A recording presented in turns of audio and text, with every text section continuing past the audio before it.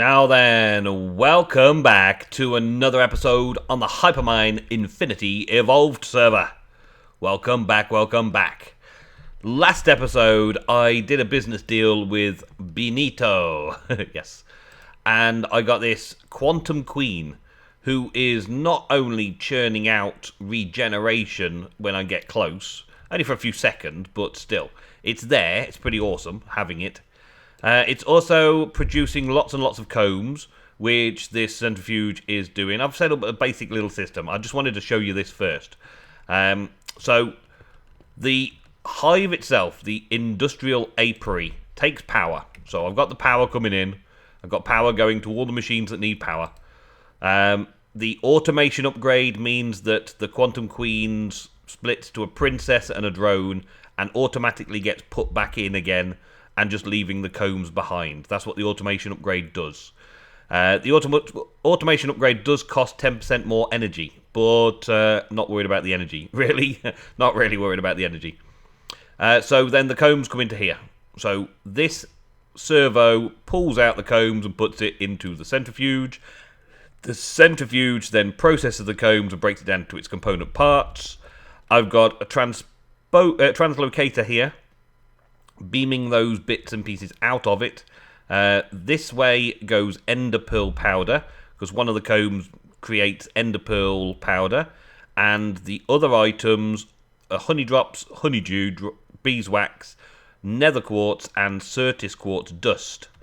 So then that sends the ender pearl dust that way, and all of the other things go into the AE system. And I'm loving these pink sparkles that I'm getting with the regen. Thank you very much. Then I've got a tier 1 crafting, which basically crafts all of the ender pearl powder into ender pearls. And so as this fills up with ender pearl powder, as soon as it gets to 9, it automatically crafts one and puts it in this slot out here as an output. And then this import bus reads the output and pulls it into the system. I've also got this set up over here. This is Benito's chest that I gave him last episode, and I've set it up to send the honey, the beeswax, and the honey drops, well, the honeydew, the beeswax, and the honey drops directly back to him. There you fell in the hole. There, I fell in the hole. And I've put some storage monitors to show me just how much it's producing. So I've been using a little bit of certis quartz dust, not too much, but I have been using a little bit in crafting, and the main thing that this bee is producing, the Quantum Queen, is definitely nether quartz, which is good. The others are a little bit of a bonus. So I've got in a bonus few ender pearls, and I'm getting a bonus bit of certis quartz dust as well. But the nether quartz is very handy, and I'm not using so much of that, so it's building up a nice supply in the system, all automatically. And it's staying within the AE crafting system. So all the ME bits that I need are all still being auto-crafted in this section, and that's just now adding to the raw materials and contributing to it all, which is awesome. So thank you very much to Benito, and I hope you go and check out Benito's episode, which was part 2 of our little get-together and our tour. I basically gave him a nice tour of the base and everything, and we had a bit of a laugh, and we had a bit of a discussion. So go over to Benito's channel and check that out. Today, though, I'm working on this little section. Now, there is a little bit of a reason behind this, although I don't really need a reason, other than this is very useful, okay? So, over here, a couple of episodes ago, we're crafting plates of all different types, and we're crafting wires of all different types, and we've got all the auto-crafting being set up in here, and it's all looking awesome, and I got plenty of positive feedback. Thank you very much for watching that episode and giving me some positive feedback on it. It's all working very nicely. One thing that was suggested by Robert Sandell was that I could put ejectors in the metal formers, in these little upgrade slots here, put ejectors in, and that would automatically eject to, pipes, wires, interfaces, whatever, so that it would generally just auto-eject the goods, so I wouldn't need all these servos in that particular case. However, I did spot, after looking into the ejector that would go here, that it costs an extra 100 EU per operation. So this is still the setup I want to go with this production line, as it were. I still want to keep that cost of EU per tick down. Because I'm only using these generators only produce 32 EU per tick, and these metal formers can only take 32 EU per tick. So using an extra 100 EU per process could work. And here's where we're going to experiment with it today, over here. I've got 4 machines over here which are kind of basic, standard, low voltage machines that are generally useful in IC2 for all sorts of bits and pieces. We've got an extractor. The extractor uses about 2 EU per tick, but its maximum voltage is 32. The macerator uses about 2, and I've just done that coal, thank you very much, uses about 2 per tick and has a maximum of 32 as well. And then there's the compressor, which uses 2, I think, and has a maximum of 32 again. And the electric furnace, which I think uses 3 per tick and has a maximum of 32 as well, right? And each of these have useful processes with lots of different recipes relying on these machines. And so I'm putting the interfaces above, where I'm going to put plenty of crafting patterns for all the different things that I might need for these. I've got the interfaces on top, so that I can configure a stockpile. And I've also got the storage buses on the back ready to read that stockpile, and Autocrafting can commence to keep me a little stock of all of the things I need. Okay, but I'm going to go through this kind of making it all work today. I'm just showing you the quick setup. That's all linked to the main AE system via a few cables. So there's an interface and a storage bus on each, which means there's 2, 4, 6, 8 channels on this one cable going back to the 32 channel multi-cable thingy at the back there. Yeah, look. So there's a total of 8 channels on this dense cable at the minute. All 8. And that's the maximum you can put on one of those cables. So that's perfect. And I figured this would be a nice little setup. It looked nice, it looked sweet. I've even lined it up so that it's got the same symmetry feel, even though it's not exactly the same as on this side. It's still symmetrical in how it's laid out in the room. If you see, yeah, 2 blocks away that way, 2 blocks away that way. Symmetrical. As best as possible anyway. For a machine room, it's not bad. So that's all that set up. Then behind here, I'm powering it. I've set all this up as well. I've got some tin cable, which is 32 EU per tick. So as all these machines can only take a maximum of 32 EU per tick, I've put cables on that can only deliver a maximum of 32 EU per tick. So per packet, it can only deliver 32, and the machines can only take 32, so nothing's going to blow up. Quite pleased with that. And then there's a back box which can output at 32 EU per tick. So packet-wise, I should be sending 32 EU per tick to each machine, or rather 32 EU per tick is coming out. So tick 1, that'll receive 32, tick 2, that'll receive 32, tick 3, that'll receive 32, tick 4, that'll receive 32. Yeah? But they're only using 2, 2, 2, and 3. So it'll take a few ticks of using 2 before it needs a packet of 32 sending to it. Kind of. That's the idea. Anyway. Okay. Hopefully that works. And because I'm going to use this ejector in these, that's why I've got the interface right directly above it. Because I'm going to try and use the ejectors, that's going to use 100 EU per operation. So I've added 2 generators to the back box so that it can replenish that 100 extra EU, hopefully quickly. If not, the ejectors can come out and I can throw in some piping in between the blocks, which is why I've left the space in between so I can still put some thermal expansion ducts in just to go straight from machine to interface, and so on. Alright? So that's just being fed simply by coal. It's a very boring, mundane EU system at the minute, but as I'm only in the realms of low voltage 32 EU per tick, I only really need to generate 10 in each of these to keep this full and so on for these basic processes.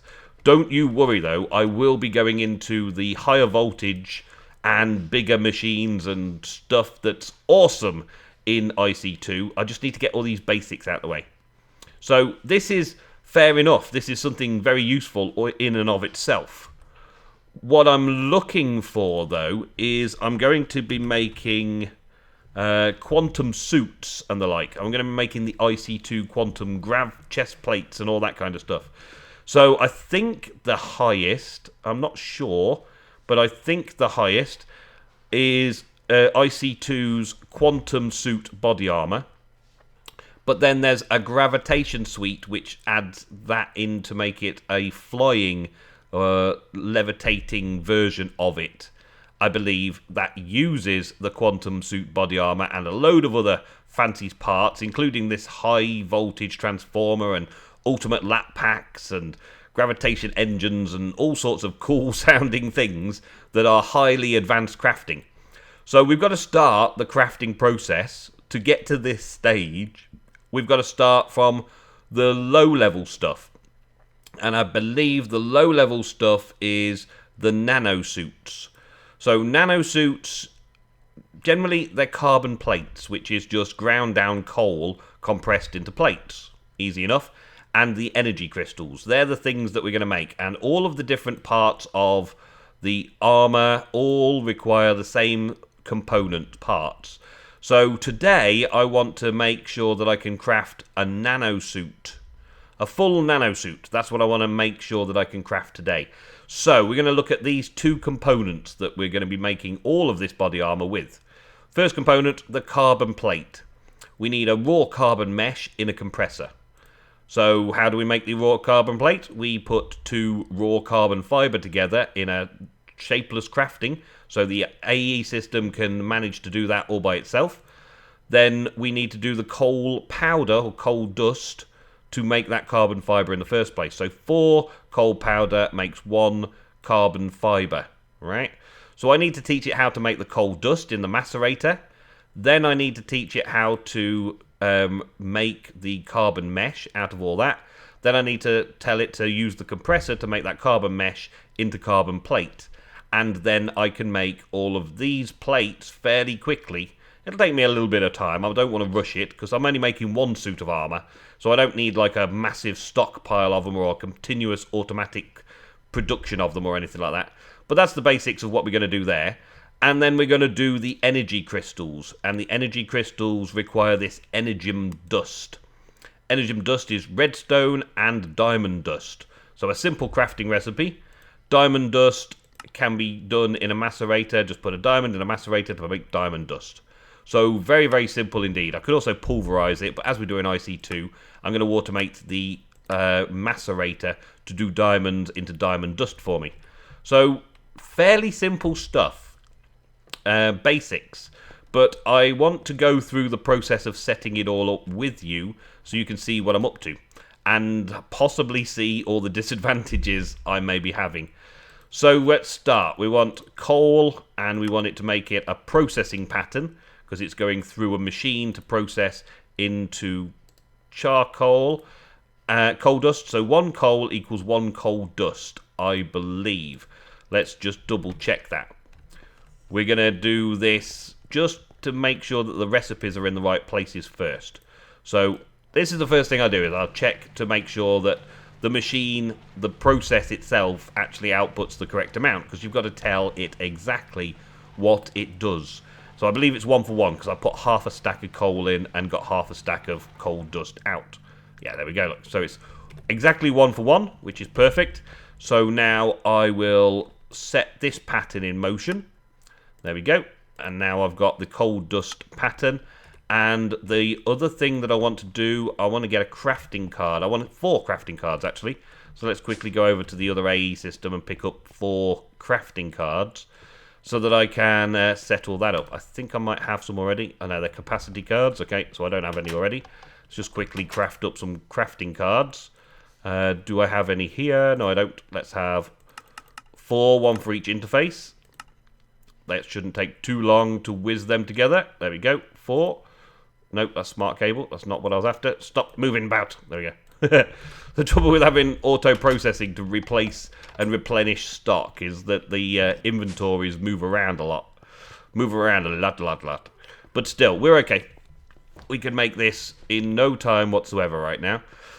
I also want to set up the stocking system to keep a stock of it. So first off, I'm going to tell the macerator that's how you make coal dust. And I'm going to keep it with Autocrafting. This one over here can have Autocrafting as well, but I want to tell it to keep a half stack. Why not? Let's keep a half stack in there. Alright, so it will now start macerating the half a stack. And that coal dust will go into the system and then sit into this interface, and the storage bus on the back will keep it track of it, right? The reason that I don't put that stock in here is because it's asking and receiving from the interface. So therefore, if it receives it back into the interface and doesn't ever go back to the AE system, it doesn't register that it's completed the task. So I allow that interface to complete the task and then resend it back out to this one. At the minute though, this is going to grind it all up but not even eject it. So we need that ejector doing next. And I made the crafting recipe for the ejector earlier. The eject. So we've got this. Let me just show you the crafting recipe. A couple of pistons, a hopper, insulated copper and a circuit. And most of the... I don't think I've got the hopper set up as auto-crafting yet. I've got to add that in as well. But the pistons and the copper cable and the electric circuit are all auto-crafting. So that means that I can craft this and it will just do it for me. I'm going to put all 4 into craft. Yeah, you see, I need 2 more hoppers. Maybe I should do hopper first, actually. Let's see if I've got chest. And just get that one set up. So that's done then, because it's a thing that we will use fairly regularly. And if it's part of a recipe, then we should definitely have it as an auto-crafting method. And can I have this, please? Oh, it's a trap chest I'll put there. That's no good. I need a normal chest. Do I have a normal chest? I've got normal chest being crafted. Let's have a quick craft of a normal chest. Thank you. And put that in there. That helps. I didn't even look to see what type of chest it was. I've got those trap chests from right early on in the beginning when I was setting things up first thing. Right, and then we'll go up and put that into this auto-crafting. Now this auto-crafting over here is just basic vanilla stuff and bits and pieces that I use fairly regular. This will get increased large area of auto-crafting in the future. But for right now, I'm just adding those odd recipes that I come across. So we should now be able to get the ejector to craft all 4 because it knows how to make the hoppers. Yeah, there we go. So it'll craft 4 iron plates. It will make all of these bits and pieces available and start. That's the next thing, rubber bar actually. Start. There we go. So now that should get those going. While we're on that subject then, let's see about rubber. We need to give it a processing pattern. This raw rubber, one of that raw rubber turns into 1 bar, I believe. So we're going to give that recipe to the furnace over here. Because that rubber bar is the stuff that I've been using in all of my cable recipes. So in order to make cables automatically, this electric furnace will need to make rubber bars for me. And it is a 1-for-1, which is good. So we'll set that on motion as well. I haven't made it already. There we go. Craft that pattern. There we go. And once again, I'm going to place the processing pattern in there. And I'm just going to go next to it and put in, well, let's do 30. Let's go up a bit more. Let's do a full stack to make sure it keeps a full stack in there at all times. Actually, I'm doing it wrong there, aren't I? That's not what I want. I want this a full stack. So can I just pick up a full stack? That's probably even quicker. If I just pick up a full stack of rubber, I don't have to mess around so much. No, not quite a full stack. 58. So I can click it a few more times. That'll do. It'll be alright. So let's put that in there. And then upgrade it to 64. So it keeps... No. Upgrade. Give me upgrade. 61, 63, 64. There we go. It's got 58 in there. So it'll start putting some more of this stuff in there as well. Let's just do that quickly. And then set this to auto crafting. There we go. That should keep that occupied and busy as well. There we go. this is now still doing that. That's awesome. Okay, so these ejectors, are they done? Because those first 2 crafting recipes are sorting themselves out. Yep, we've got 4 ejectors. Alright, so this is where I want to do the test. To see if the power supply can keep up. Now, initially, I'm going to be crafting up a stock. And that is going to be not a suitable test. So I'm going to put these in. So it automatically ejected that pretty fast, didn't it? So that was quick. And it didn't really make a dent in the system there. So that's okay. And we can auto update that as well. There we go. So now this should get to 64. And it will finish this process and tell the system that it was all done and everything was good. Same here. This should go higher, really. Why are you not working? It's adding more into there instead. That's odd. That's odd. It's definitely only got 8 channels, so this should be working perfectly. It put all the stuff in there. 32, I said. So take the rest back. Maybe my system's full. I don't think so. But maybe my system is full. Let's put that in there. Let's put that in there. Yeah, it should have. It should have done that. I don't know why it's not. Let's take some of that out and put it into another one. Put that into there. Yeah, it goes back on from there. Does it take other things? Yeah, it takes other things. Okay. Maybe it just needed a little bit of a tweak and update. Maybe because there was too much in there. I don't know. But still, it's working fine now. It's at 32. Maybe it was just a little buggy. That's all. Okay, so now this is going to keep up with the production that I require to make this 32 be there all the time. And this should be keeping up with 64. And I've gone and put it in there as well, haven't I? I did exactly what I said I wasn't going to do. Let's put 64 in there. There we go. Alright, and this one, let's throw that away.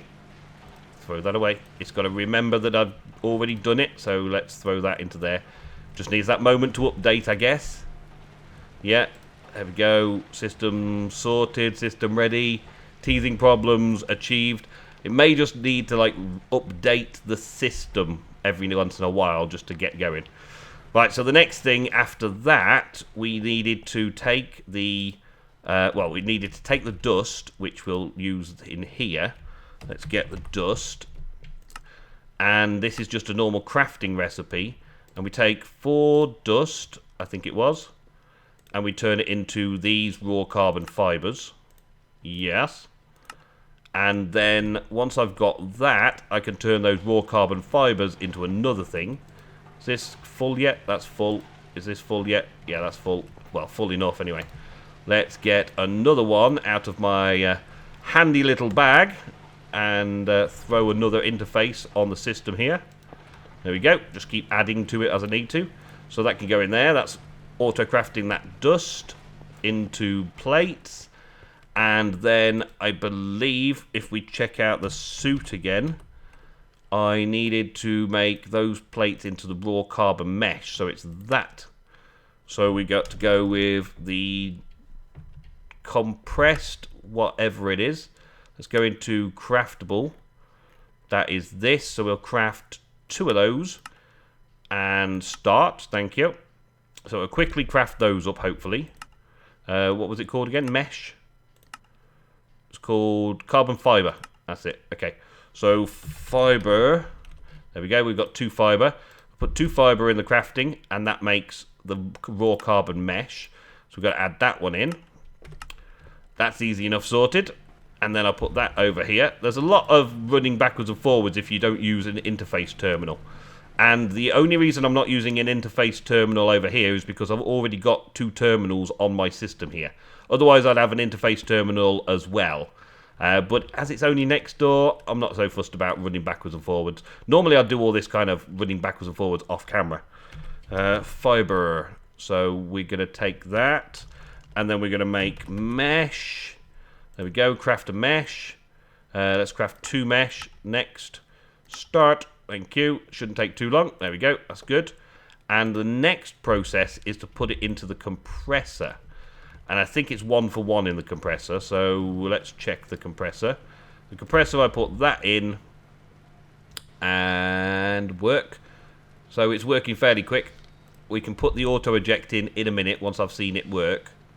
And this should make the plate. Make a plate.